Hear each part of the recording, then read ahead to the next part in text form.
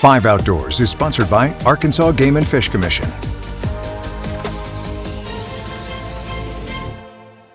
So if you're like me, you've probably noticed a lot of hummingbird activity over the last several days. Those little hummers, miraculous creatures getting ready for a big migration south. And I brought in Amber Brewster, basically a hummingbird expert, to help us get some ideas on how to make their flight south a little bit better. Amber, it's an exciting and a little sad at the same time, knowing that these little friends that I've made all summer long, they're getting ready to leave us. But it is really cool to see them just go insane, which is what a lot of folks are telling me they're seeing.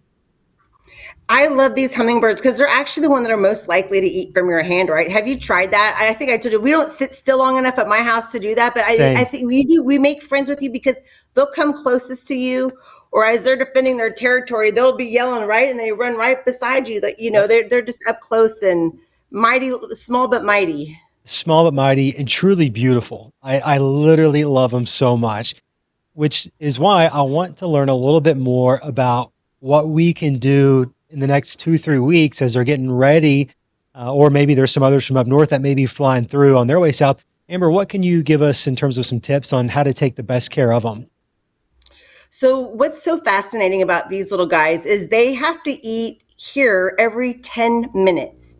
So the fact that they're about to do an 18 to 20 hour journey, 500 miles across the Gulf in one trip blows my mind. But if you think about it, they're just on cruise control. They're not having to defend their territory, right? So right now, we're going to help them bulk up. They're going to actually double their weight before they start their journey. So we want everything we can do to help them. One of the things is planting native plants. Now, if you don't already have native plants now, you can start thinking about it for next year. And if you have native plants right now, make sure that we get those watered. I've noticed that they like my flowers, but the flowers are kind of wilting in all of this heat, right? The other thing that we want to do is make sure that they have nectar. So anything we can do to help them, providing that extra food resource for them. Now, this nectar and this heat needs to be changed every 2 to 3 days. So if you're not seeing the hummingbirds, it might be because your nectar has gone bad. The other thing to do is have a balanced ecosystem. So hummingbirds can't live on sugar water alone. They actually eat insects to get those extra nutrients that they need, that protein. So they're going to be eating the mosquitoes, which I don't know if you've noticed, but we don't have as many mosquitoes this year with that lack of rain that we've had. They'll eat little spiders, they'll eat gnats. And so one of the things that we have that we add to our nectar is actually a solution that helps add that copper nutrients to help give them that extra boost. And the last thing that you want to do is turn off your lights at night. The lights confuse migratory birds and it throws them off their path. So the best thing that we can do during migration is to have lights off at night. So I was sharing with you, Amber, that my feeders, I'm filling them up every day. It's not that I even have a choice because they're going through it so fast. But what I've noticed literally today alone, my routine for the last couple of weeks, I enjoy my coffee on the back porch and just enjoy the show that they put on.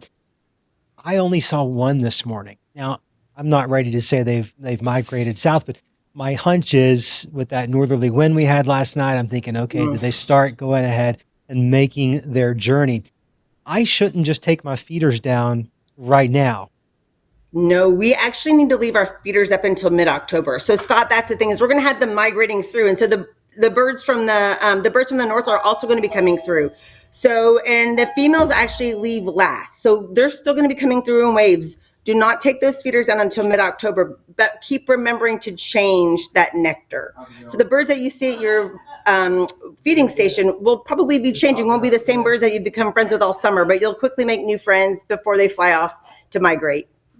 You kind of said it. We need to be changing those feeders. We need to leave them up. Part of the reason why we need to change them, this heat is just relentless. You can always tell if you haven't changed it enough when you open it up and it smells fermented. That's bad, right? I assume that's not something these birds need to be ingesting. No, we don't need to be giving them wine water. And we also don't need to be putting that red dye in there. And also make sure when you're making your nectar, if you make it by yourself, that it's 4 cups of water to 1 cup of sugar. And make sure that you're using just sugar, not honey, not organic sugar, not brown sugar. It's actually just sugar. It's the best thing for them. And they, again, do not need that red dye. So we need to just keep it very simple for them. Mid-October is when you're Yeah. suggesting leaving those feeders up. It's always a little sad for me. Of course, I'm going to be happy to do it, but inevitably they're going to be gone soon, and I'm going to leave that feeder up, and I'm just going to go out and just look, and it's going to be empty. It's going to You might actually see a rufous. So we have the ruby-throated hummingbirds here, but right. every now and then you might get really lucky to see a rufus or an Anna hummingbird come through here. So you never know if you leave those feeders up what you might see. Scott, actually, I wanted to tell you too. I had a butterfly trying to eat from my hummingbird feeder. No So way. everybody right now is really thirsty, and so anything that you see, there's when you leave it up, you're keeping that ecosystem balance in your backyard. Speaking of thirsty, I've wondered if maybe this flurry of activity may be two-pronged. Number one, they're trying to get prepped for their big flight. Number two, with everything being so dry and a lot of native vegetation perhaps being dead or dormant Yeah. already, I wonder if that natural food source may just not be as available as it many times is. That's exactly what I'm thinking too, Scott. And not just for the hummingbirds, but for everybody, the other birds. I'm sorry, things are going to seed quicker.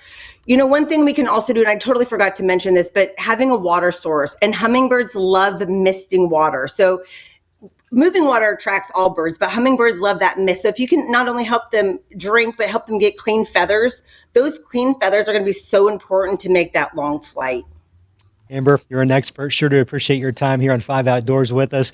We'll keep checking back in for the fall migration, which, Yeah. despite the fact that it's not feeling like fall, it is getting underway. That'll do it for this edition of Five Outdoors. We'll be joining everybody on 5 News Plus for all things birds and hummingbirds.